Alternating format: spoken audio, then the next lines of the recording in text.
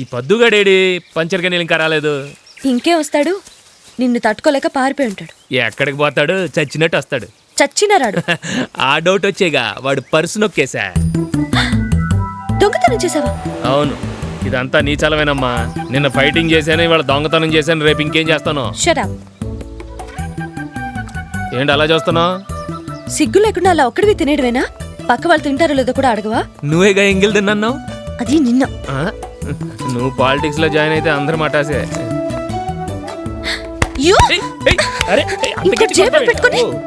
Carrot తింటే బాగా రక్తం పడుతుందంటే తిన్నాళ్ళకి అనుకున్నాను, అవతల వాళ్ళకని ఇప్పుడే తెలిసింది. ఇలా ఎంత దూరం నడవాలి? జస్ట్ 1 కిలోమీటర్ అంతేనా? తర్వాత అలవాటు అయిపోతుంది. ఓ రా వెళ్దాం. నేను నీళ్ళలో దిగను, చెప్పులు పాడైపోతాయి. పోనీ నాకి, నేను పట్టుకుంటాను. నేను ఒట్టి కాళ్ళతో నడవను.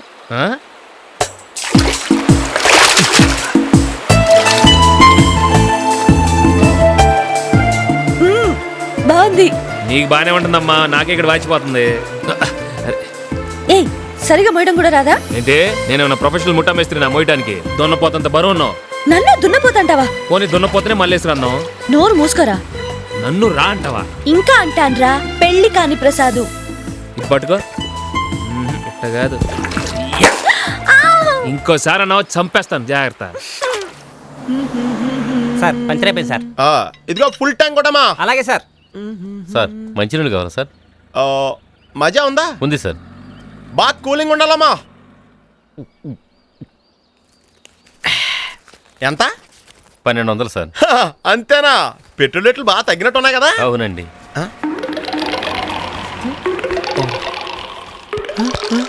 ఏమైంది సార్? పర్సు పోయిందా?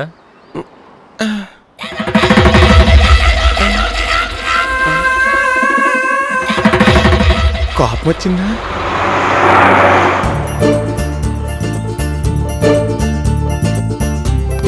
ఏయ్, రూపాయి కొంచెం సాఫ్ట్గా అడగచ్చుగా. అంటే ఈ రూపాయి కోసం నీ కాళ్ళు పట్టుకొని అడగాల? కాలర్ పట్టుకొని అడగకుండా ఉంటే చాలమ్మా.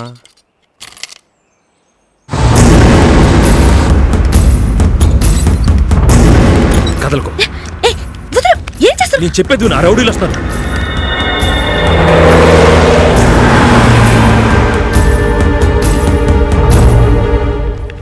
అరే నేను తెస్తాను. నేను తీస్తాను. పర్లేదు, నేను తెస్తానులే. నేను తీస్తాను. అరే నేను తీస్తాను చెప్తుంటే. అరే తీస్తాను చెప్తుంటే.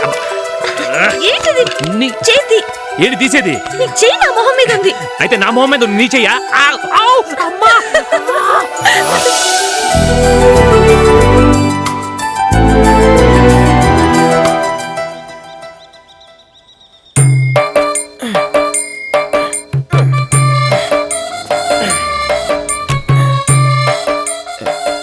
సార్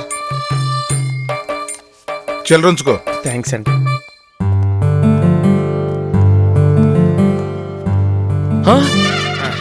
అయ్యో వద్దు, ఏంటి దారుణం? ఏం జరిగింది? పంచరైన టైర్ తోనే స్లోగా వస్తున్నాను సార్. ఇంతలో ఏదో మైకింగ్ కమ్యూనిట్ అయ్యింది. కళ్ళు తెరిచి చూసేసరికి ఇక్కడ ఉన్నాను సార్. ఇది అబద్ధం. ఇప్పుడు నిజం మాట్లాడుకుందామా? నిన్న రాత్రి దెబ్బకి మీరంటే అసహ్యం వేసి మీరే కదా సార్ నిజం చెప్పమన్నారు. చెప్పు. మీ నుంచి తప్పించుకుని పారిపోదామని ఇటు వచ్చాను సార్. పంచర్ వేయించాను, పెట్రోల్ కొట్టించాను, కూల్ డ్రింక్ అడిగాను, తాగేశాక పర్సు లేదని చూసుకున్నాను. వెంటనే వెళ్లి మేనేజర్ ని కలుసుకున్నాను. ఆయన కోపం చూసి జడుచుకున్నాను. తర్వాత తప్పు తెలుసుకుని అప్పు తీరుస్తున్నాను. పర్సు ఎంత విలువైందో ఇప్పుడు తెలుసుకున్నాను. పర్సెంట్ గుర్తొచ్చింది. రాత్రి గడ్డువాం దగ్గర పర్సు దొరికిందిరా. ఇది నీదేనా? ఇది అబద్ధం సార్, నిజం చెప్పండి. అది నీ దగ్గర ఉంటే పారేసుకుంటావని నేనే తీసుకున్నానమ్మా. వద్దు వద్దు సార్, వద్దు సార్. ఎన్ని కార్లు తుడిచాను సార్. ఏంటిది? బిల్లు. ఇదేంటి? డబ్బులు. ఊపుకుంటూ దర్జాగా వెళ్ళిపోతుంది.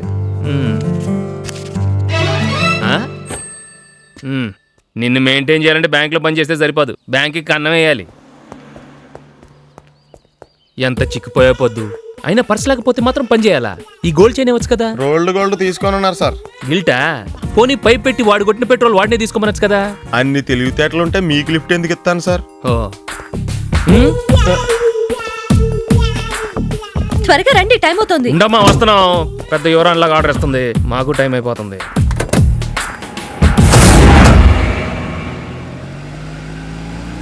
పద్దు కొంచెం కారాపు. ఎందుకండి? అడుగుతుంది కదా కారు ఆపు. నువ్వు వెళ్ళు అక్కడ. అర్థం చేసుకో, ఆడాళ్ళు అన్నీ చెప్పలేరు.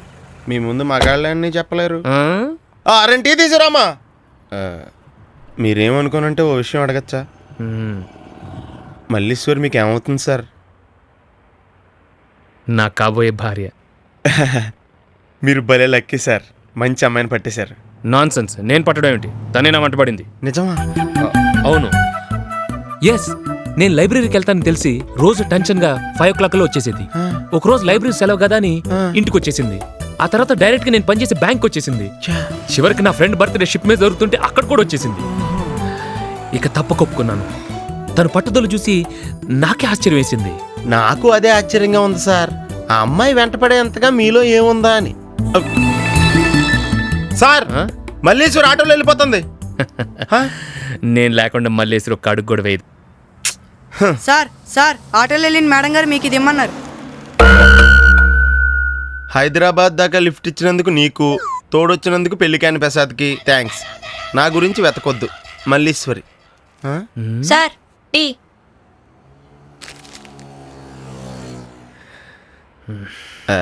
జూబ్లీ బస్ స్టాండ్ దగ్గర డ్రాప్ చేయమంటారా? ఎందుకు? వైజాగ్ వెళ్ళే బస్సులు ఉంటాయని.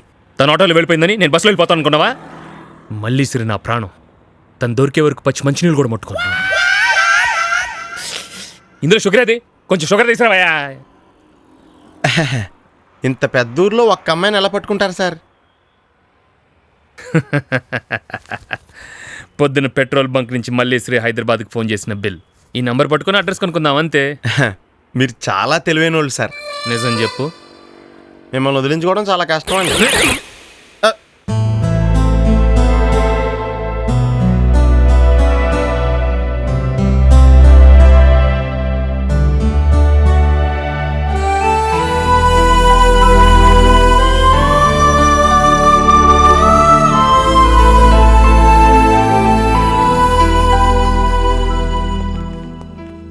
మూర్తి, బాబాయ్. వైజాగ్లో నీకు ఎవరి మీదైనా అనుమానం ఉందా? లేదు బాబాయ్, అసలు అక్కడ మల్లీశ్వరి గురించి ఎవరికీ తెలియదు. మరి తను హైదరాబాద్ బయలుదేరిన విషయం నీకెవరు చెప్పారు? మల్లీశ్వరిని సేవ్ చేశాడని చెప్పానే బ్యాంక్ ఎంప్లాయీ ప్రసాద్. ఆ. వాళ్ళ ప్యూన్ వచ్చి చెప్పాడు. వెంటనే నేను వచ్చేసాను. నాన్నగారు ఇంకా ఆలోచిస్తారేంటి? ఆ భవానీ శంకర్ మీద కేసు పెడదాం. కేసు పెడితే ఈ గొడవలన్నీ తెలియదాకా ఆస్తి ఎవరికీ చెందకుండా ముందు కోర్టు స్టే ఆర్డర్ ఇస్తుంది.